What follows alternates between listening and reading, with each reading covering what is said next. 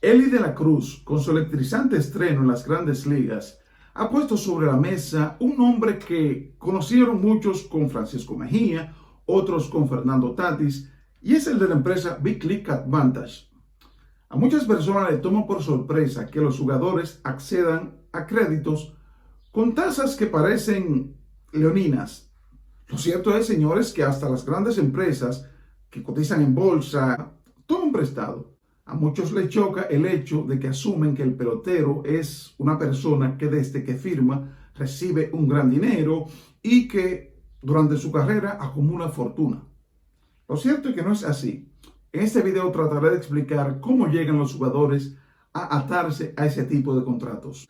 De la Cruz tendrá que devolver el 10% de todo lo que ingrese, es decir, desde los $4,186 que percibe por cada partido que figure en roster de grandes ligas mientras cobre el equivalente al salario mínimo, hasta si llegara a atar una extensión tipo Fernando Tatis o Rafael Devers de más de $300 millones, como así se puede pronosticar hoy, debido a que es un pelotero con las 5 herramientas, electrizante, un jugador que promete cambiar un equipo.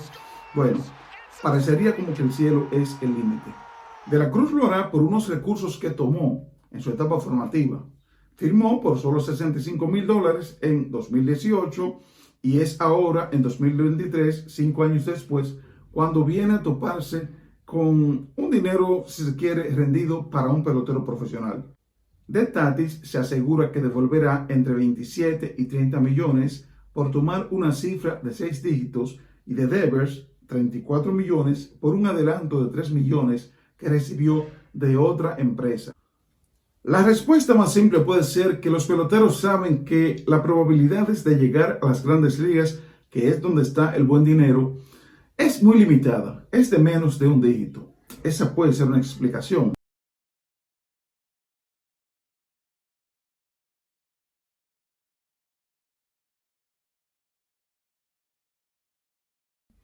Pero el problema puede comenzar con la firma, con el tamaño del bono. Y por ejemplo, miremos cómo se repartió el dinero en 2022.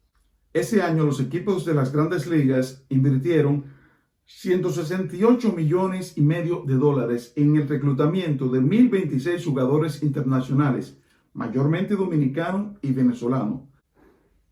Pero si van a la parte baja de la tabla, van a observar que el grueso de jugadores, es decir, el 47%, unos 487 peloteros, firmó por solo el 2.8% del dinero, mientras el pequeño grupo de ese 4% se llevó el 45% del dinero. El 47% de los jugadores se llevó apenas el 2.8%. Ahí comienza el problema. Los jugadores firman por poco dinero. La media salarial que te revela cuando se hace la división aquella de el total de invertido entre los jugadores firmados es mentirosa, y por eso es bueno desglosar este tipo de cosas. Si seguimos ahondando en la tabla, nos topamos con que cerca del 65% de los jugadores firmó por menos de $100,000. Esa es la verdad. A eso hay que agregarle que los jugadores dejan entre un 40 y un 50% del bono en manos de los entrenadores, que fueron quienes costearon sus entrenamientos, quienes lo llevaron hasta ese nivel. Un jugador que firmó por $2 millones, realmente le está quedando es $1 millón. Pero ¿qué pasa? Esos jugadores, si tienen muchos compromisos, muchos familiares necesitados, esos jugadores ayudan. Muchas veces esos jugadores no tienen la mejor asesoría financiera, hacen inversiones que no son inteligentes y mucho de ese dinero, señores, en el poco tiempo desaparece, se va. Esa es la realidad. Entonces, esos jugadores apelan a ese tipo de crédito. Otros casos es jugadores que aún están en el sistema, que son prospectos, pierden el interés por el juego y dicen, bueno, déjame atrapar cuanto más dinero yo pueda. Pero un jugador que firmó en 2022 y juega verano ese año, lo hizo a raíz de $3,000. Si juega rookie, ahora en 2023, su máximo que ganará será unos $20,000 al año. El caso es que llegue a AAA, en AAA no te vengará más de $35,000 en el año. A eso, toma en cuenta que él tiene que pagar impuestos, Ya hay las facilidades de casa, sí, pero él tiene que pagar pasaje para desplazarse y él tiene una familia también que depende en parte de él, aún sea joven. Muchos llaman la atención el hecho de que Tatis, quien fuera hijo de un pelotero que estuvo activo hasta 2010 y que ganó 17 millones de dólares en su carrera, apelara por un préstamo como ese recién firmado, porque él pactó en 2015 por $700,000 y ya para 2017 estaba vinculado a BBLA. Resulta un poco sorprendente. Tatis padre es embajador de esa empresa, defiende a ultranza como lo hace. Hay casos de jugadores que consiguieron más dinero en el bono que Tatis y que Devers y que han apelado a ese crédito, lo que en parte desmonta la teoría de que porque firmaste por poco dinero, apela a ese crédito. Aramis Ademan firmó por $2 millones en 2015, para 2021 había jugado su última temporada por problemas físicos y apeló a ese crédito. Pero también Adael Amador, un prospecto que fue la primera selección del draft de Lidón en 2022 de los Rockies de Colorado, en 2019 recibió $1.5 millones y también es parte del catálogo de BLA. Pero si ahondamos en el roster de la empresa con sede en Virginia, encontramos que Cristian Santana, que firmó por $2.9 millones en enero de 2021, y Pedro Pineda, quien recibió $2.5 millones también a principios de 2021, forman parte de esos que han accedido a las facilidades crediticias de BLA. Señores, BLA no anda regalando dinero. En su roster, ellos tienen unos 306 peloteros, aunque dicen que son 500. Lo cierto es que a finales de 2022, cuando el sindicato de peloteros de Grandes Ligas pidió firmas de jugadores de ligas menores para asociarlo a su gremio, alrededor de 5,000 personas votó, es decir, jugadores de ligas menores. Cuando tú me dices que tiene el 10% o el 8% de jugadores en tu roster, te está diciendo que tú no vas detrás de todo el mundo. No, ellos tienen un fin de lucro. El fin de ellos es tirar la red y apostar y ganar. Ellos se quejan de que muchas personas los critican por las ganancias que han tenido, por ejemplo, con Fernando Tatis. Bueno, ellos informan que han levantado más de $250 millones y que solamente han recaudado hasta ahora unos 50. Lo que pasa es que este modelo, esta empresa que empezó en 2016, no está mirando hacia mañana, hacia pasado mañana. No. Le pongo el ejemplo. Amazon nació a mediados de los 90 y fue en 2004-2005 que vino a tener números verdes. Esta es una inversión a largo plazo. Es cierto que ellos de momento tienen muchos casos de jugadores como Jermaine Mercedes, que ya está fuera, que temporalmente está fuera de las grandes ligas, que posiblemente ellos no recuperen el dinero que invirtieron en él. Ellos dicen que el 70% de los jugadores que reclutan no compensan la inversión que se hace.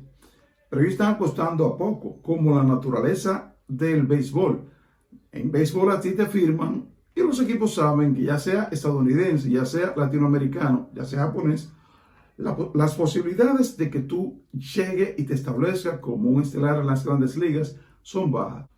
BLA sabe que a un jugador que le preste $300,000 va a necesitar que ese pelotero juegue al mínimo 3 años de salario mínimo y 1 de arbitraje para recuperar esa inversión.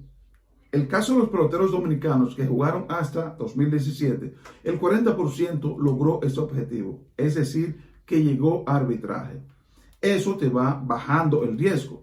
Esta gente trabaja con números, trabajan con algoritmos, tienen equipos que investigan, que hacen análisis, fallan en muchos pronósticos, pero tienen una posibilidad de acierto que conoceremos en el futuro qué tan atractivo, qué tan exitoso puede ser.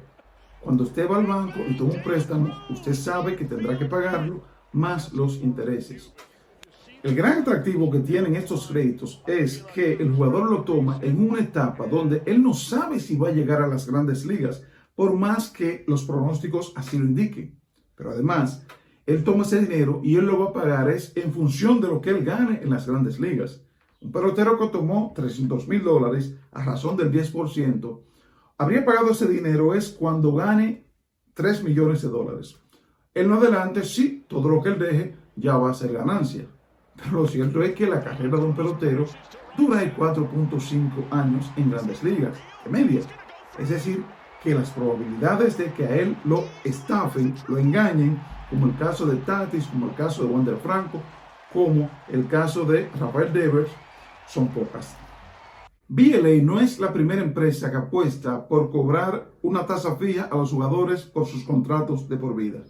Por ejemplo, en 2016 fue lanzada una llamada Fantex que reclutó una serie de atletas, entre ellos Michael Franco, un total de $4.350.000 para pagar el 10% todo el dinero que devengue en sus futuros salarios del Big Show. Franco devengó $13.253.000 en su carrera de pelotero hasta ahora en las grandes ligas, es decir, que él habría pagado un total de $1.3 millones.